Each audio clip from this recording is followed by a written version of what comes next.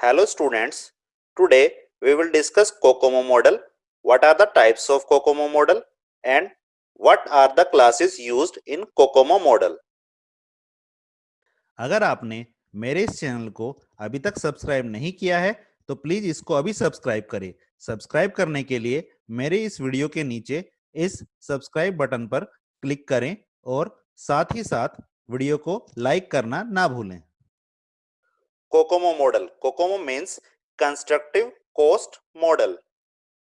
It is a procedural cost estimation model for software projects and often used as a process of reliably predicting the various parameters associated with the making a project such as size, effort, cost, time and quality. Kokomo model क्या है? ये constructive coast estimation model होता है। इसमें हम जो भी एक प्रोजेक्ट डेवलप कर रहे हैं उसकी कॉस्ट को कैलकुलेट करते हैं। इसके अलावा जो और फैक्टर्स होते हैं जैसे कि प्रोजेक्ट का साइज कितना होगा, उसको कंप्लीट करने में हमें कितने एफर्ट लगाने होंगे, कितनी मैन पावर यूज होगी, कितनी उसकी कॉस्ट आएगी, कितना टाइम लगेगा, उसकी क्वालिटी कैसे हो पाएगी, इन सब चीजों की कैलकुलेशंस को एस्टिमेट करने के लिए हम कोकोमो मॉडल को अप्लाई करते हैं किसी भी प्रोजेक्ट या किसी सॉफ्टवेयर के ऊपर, ताकि हम ये प्लान कर सके, ये पता लगा सके कि उसकी कॉस्ट क्या है और कितनी मैन पावर की हमें रिक्वायरमेंट होगी और हम उसकी क्वालिटी को कैसे इंप्रूव कर सकते हैं। It was produced by Barry Boehm in 1970। The key parameter which defines the quality of any software products are efforts. Effort means the amount of labor. कितना हमें एम्प्लॉय उस सॉफ्टवेयर को या उस एप्लीकेशन को कंप्लीट करने में कितने एम्प्लॉय की रिक्वायरमेंट होगी, इस चीज को हम बोलते हैं efforts. It is measured in person month unit and next is schedule. Schedule means कि हमें कितना टाइम लगेगा उस प्रोजेक्ट को कंप्लीट करने में। तो यहाँ पे ये दो मेन हमारे पैरामीटर्स होते हैं, एक एफर्ट जिसमें हम कैलकुलेट करते हैं कि हमारे कितने एम्प्लॉय, कितना स्टाफ या कितनी लेबर उस चीज पे काम करेगी, और शेड्यूल मींस कितना टाइम हमें डेवोट करना पड़ेगा। जो शेड्यूल की यूनिट है वो है वीक्स या फिर months. Kokomo applied on 3 classes of software project. अब कोकोमो मॉडल में हम जो एक कैटेगरी डिफाइन करते हैं उसमें हम 3 क्लासेस को अप्लाई कराते हैं। 3 क्लास में हम सबसे पहले डिवाइड करते हैं अपने प्रोजेक्ट्स को और फिर हम उस पर कोकोमो मॉडल अप्लाई करते हैं, यानी कि 3 कैटेगरी का हमारा प्रोजेक्ट होगा। फर्स्ट है उसमें organic. If the team size required is adequately small, the problem is well understood and has been solved in the past and also the team member have a nominal experience regarding the problem। तो first हमारी category है जब हम कोई simple सा एक project बना रहे होते हैं जिसमें हमारी टीम का जो साइज है, यहाँ हमने बताया हुआ है team size required is adequately small, यानी कि हमें बहुत कम नंबर ऑफ एम्प्लॉय की या स्टाफ की रिक्वायरमेंट है कुछ प्रोजेक्ट को कंप्लीट करने में। And the problem is well understood, जिस प्रॉब्लम पे हम काम कर रहे हैं, जिसके लिए हम सॉफ्टवेयर बना रहे हैं, वो वेल अंडरस्टूड है and has been solved in the past. इसके अलावा जिस सॉफ्टवेयर को हम बना रहे हैं उस टाइप के, उस कैटेगरी के सॉफ्टवेयर पहले भी बहुत सारे बन चुके होते हैं। And the team members have a nominal experience, और जो हमने वहां पे स्टाफ यूज किया है, एम्प्लॉय यूज किया है उस प्रोजेक्ट को डेवलप करने के लिए, वो उस टाइप के प्रोजेक्ट को पहले भी बना चुके होते हैं, तो उनको काफी एक्सपीरियंस होता है। तो ये एक इजी कैटेगरी हम इसको मान सकते हैं, इजी क्लास है ये, फर्स्ट क्लास जिसको हम बोलते हैं ऑर्गेनिक क्लास। और इस क्लास के अंदर जो हम प्रोजेक्ट डेवलप करते हैं उसका जो साइज ऑफ कोड होता है वो होता है 2 to 50 KLOC। KLOC यहाँ पे रिप्रेजेंट करता है लाइन ऑफ कोड को, 1000 लाइन ऑफ कोड को। यानी कि अगर हमारा कोई कोड है, कोई हम प्रोजेक्ट डेवलप कर रहे हैं जिसको डेवलप करने में हमें मैक्सिमम 50,000 लाइन ऑफ कोड की रिक्वायरमेंट है, तो इस टाइप के जो भी हमारे प्रोजेक्ट होते हैं वो इस कैटेगरी के अंदर लाई करेंगे। इसके एग्जांपल्स हैं सिंपल बिजनेस सिस्टम्स या फिर सिंपल इन्वेंट्री मैनेजमेंट सिस्टम। अगर हम एक सिंपल सा इन्वेंट्री मैनेजमेंट सिस्टम बना रहे हैं या डेटा प्रोसेसिंग सिस्टम बना रहे हैं तो वो इस कैटेगरी में लाई करेगा। Next category is semi detached. if the characteristics such as team size, experience, knowledge of the various programming environment lie in between that of organic and embedded. Embedded क्या है, ये हमारी थर्ड कैटेगरी है, यानी कि semi detached का मतलब क्या हुआ, ये हमारी एक मिडिल लेवल की कैटेगरी है। अगर हमारा बहुत इजी टाइप के सिंपल प्रोजेक्ट हैं तो वो ऑर्गेनिक में आएंगे, और अगर हमारे कुछ टफ प्रोजेक्ट हैं या जिन पे हमें कुछ ज्यादा वर्क करना है वो हमारे होंगे एम्बेडेड। और अगर हमारे कोई मिडिल लेवल के प्रोजेक्ट होते हैं तो उन्हें हम बोलते हैं सेमी डिटैच्ड, जहां पे जो टीम साइज है वो ऑर्गेनिक से ज्यादा होगा, एक्सपीरियंस ऑर्गेनिक से ज्यादा रिक्वायर्ड होगा, knowledge of various programming environment हमें इसकी नीड होगी ऑर्गेनिक से ज्यादा। तो यानी कि हम ऑर्गेनिक से जितनी भी चीजें हमने वहां ली थी उनसे कुछ ज्यादा रिक्वायर्ड है, लेकिन एम्बेडेड से कम रिक्वायर्ड है। तो इस तरह के प्रोजेक्ट की जो कैटेगरी होगी वो होगी सेमी डिटैच्ड।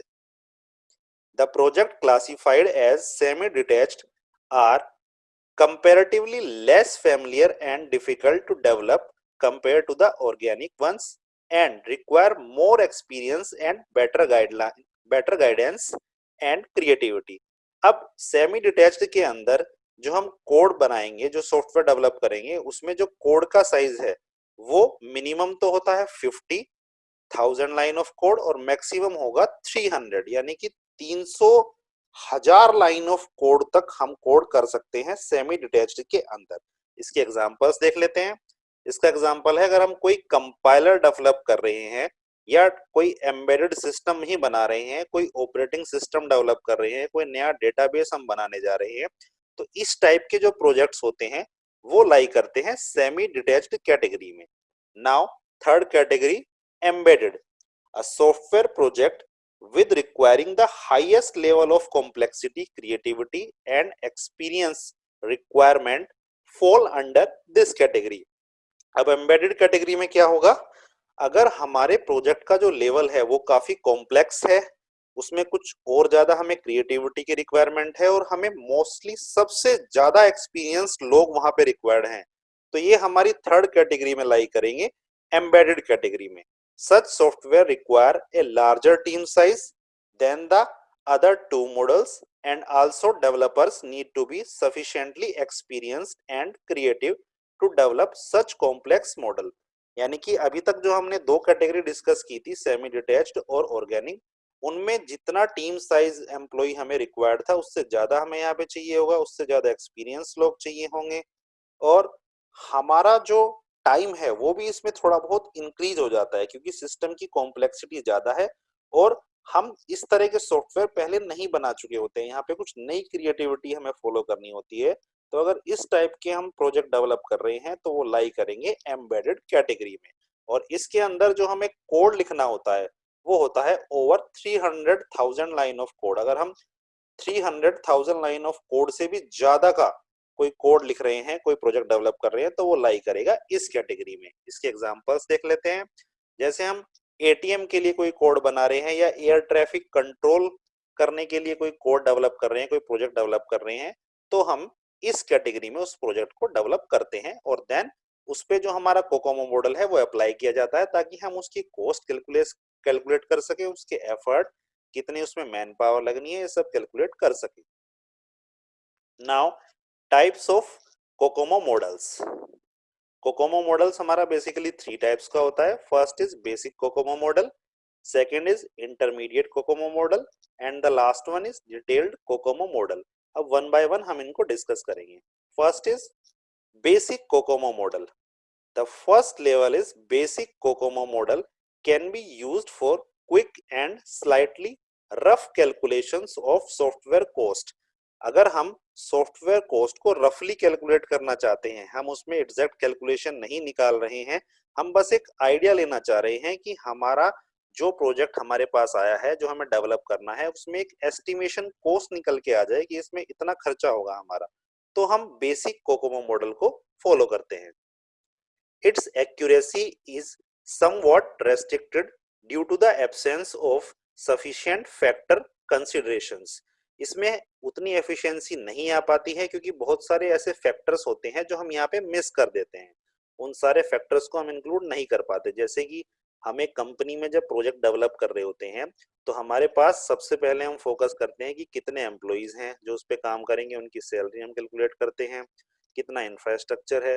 तो इसके अलावा भी बहुत सारे फैक्टर्स होते हैं जो हमें उसमें इंक्लूड करने होते हैं। जैसे मैं आपको रियल लाइफ एग्जांपल में बताता हूँ, तो अगर हमने एक ऑफिस लिया हुआ है, हम उस ऑफिस का रेंट दे रहे होते हैं, हम जो वहाँ फर्नीचर यूज कर रहे होते हैं, जो इलेक्ट्रिसिटी यूज कर रहे होते हैं, जो हमारे अदर नॉन डेवलपमेंट या नॉन टेक्निकल स्टाफ होते हैं, उनके एक्सपेंसेस भी हमें ऐड ऑन करने होते हैं।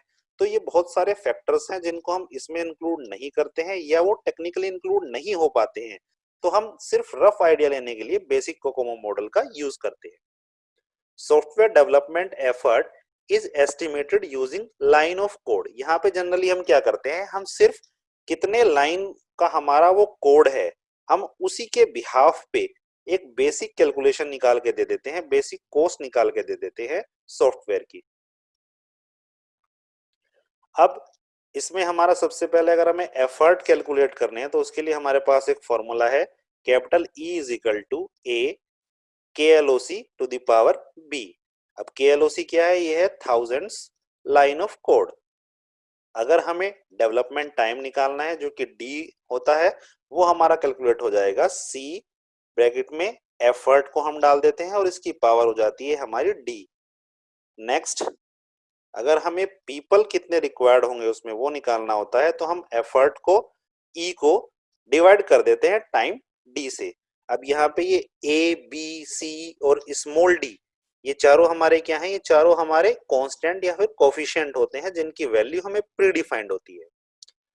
KLOC is the estimated size of the software product indicate in kilo lines of code and ABCD, जैसा कि मैंने बताया ये हमारे कोफिशिएंट होते हैं जिनकी वैल्यू हमें क्लासेस के अकॉर्डिंग, जो हमने 3 कैटेगरी अभी पढ़ी थी, organic, semi detached and embedded, उनके अकॉर्डिंग एक टेबल की फॉर्म में दी हुई होती है। जैसे कि अगर हम बेसिक कोकोमो मॉडल कैलकुलेट कर रहे हैं तो यहाँ पे ABCD की जो ये वैल्यू है, जो हमने यहाँ कॉन्स्टेंट यूज किए हैं, वो हमें दी हुई है कि अगर हम ऑर्गेनिक कैटेगरी का प्रोजेक्ट डेवलप कर रहे हैं तो हमें ABCD की वैल्यू यहाँ से मिल जाएगी और उसमें हम एफर्ट, टाइम और रिक्वायर्ड पीपल जो है वो हम यहाँ से कैलकुलेट कर लेंगे। अगर हम सेमी डिटैच्ड पे वर्क कर रहे हैं तो हमें ये वैल्यू यूज करनी पड़ेगी, और अगर हम एम्बेडेड यूज कर रहे हैं, एम्बेडेड टेक्निक यूज कर रहे हैं, हमारा प्रोजेक्ट बड़ा है, क्रिएटिविटी उसमें ज्यादा है, मोर एक्सपीरियंस की रिक्वायरमेंट है, तब हमारी ABCD की वैल्यू ये फाइनल वाली हो जाएंगी। तो इनकी हेल्प से हम ये effort, time and people required को कैलकुलेट कर लेते हैं, जिससे हमें एक आइडिया हो जाता है, बेसिक आइडिया हो जाता है, क्योंकि ये बेसिक कोकोमो मॉडल है कि हमारे प्रोजेक्ट की कॉस्ट क्या होगी। Now second is intermediate COCOMO model. It is the extension of basic COCOMO model. It refines estimate obtained by basic COCOMO model by using 15 cost driver. ये क्योंकि ये हमारा बेसिक कोकोमो मॉडल का extension version है, तो इसमें हम 15 हमारे पास कॉस्ट ड्राइवर्स होते हैं, मतलब हमारे पास उन्हें हम कॉस्ट ड्राइवर बोलते हैं, ऐसे पैरामीटर्स निकल के आते हैं जिनको हम यहाँ पे कैलकुलेट करते हैं, जो हमने मिस कर दिए थे बेसिक कोकोमो मॉडल में।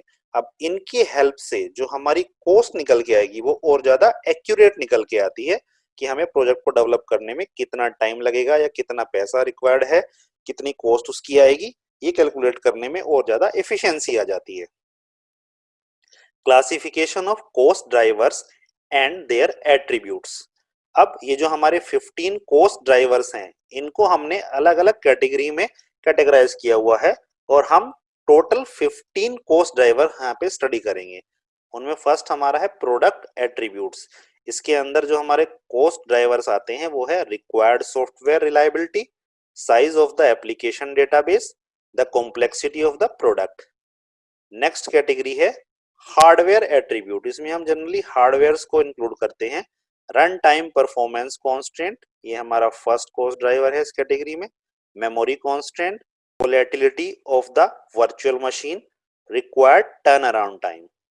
Next categories personal attributes. इसके अंदर हमारे कॉस्ट ड्राइवर्स आते हैं analyst capability, application experience, programmer capability, virtual machine experience and programming language experience. Next categories project attribute. इसमें हमारे कॉस्ट ड्राइवर्स हैं use of software tools, modern programming practice, required development schedule. अब ये total हमारे जो 15 coast drivers हैं, इनकी भी अपनी डिफरेंट डिफरेंट वैल्यूज होती है जो डिपेंड करती है प्रोजेक्ट के एनवायरनमेंट पे। तो प्रोजेक्ट के एनवायरनमेंट कौन कौन से होते हैं और वो किस तरह इन वैल्यूज को चेंज कर सकते हैं, ये हम डिस्कस करते हैं।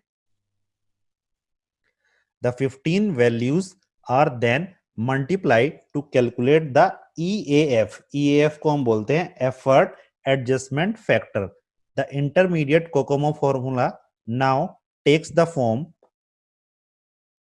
capital E is equal to small a into KLOC, 1000 line of code to the power B into EAF.